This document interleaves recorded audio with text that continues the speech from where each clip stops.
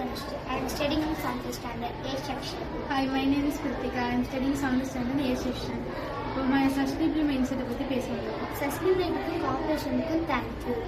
Plastic bag use பண்ணாமல் cotton back மட்டும் use பண்ண சொல்லித்தரலாம். பிளாஸ்டிக் பேக் யூஸ் பண்ணுறதுக்கு மற்றவங்களுக்கு எல்லாத்துக்குமே பாதிப்பு. கிளாத் பேக் யூஸ் பண்ணுறதுக்கு தான் நமக்கு எல்லாத்துக்குமே கரெக்டாக வரும்.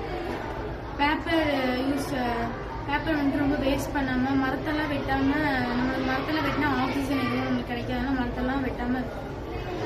அதுக்கப்புறம் ரீயூஸ், ரெடியூஸ், ரீசைக்கிள் இது மாதிரி வேஸ்டேஜ் பொருள்லாம் அதில் போட்டால் நம்மளுக்கு கரெக்டாக இருக்கும். மற்றவங்களுக்கும் பாதிப்பு வராது, நம்மளுக்கும் பாதிப்பு வராது. நம்மளுக்கு நடத்தி கொடுத்தவங்களுக்கு ஹேண்ட் ஃபவுண்டேஷனுக்கு தேங்க்யூ. Good afternoon.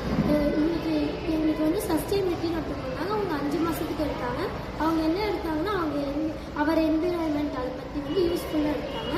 5 மாதத்தில் வந்து நல்லா கேம்ஸு அந்த மாதிரி வச்சு அதை பற்றி வச்சு எப்படி வந்து நம்ம பாதுகாக்கணும் அப்படின்னு சொல்லி கொடுத்தாங்க.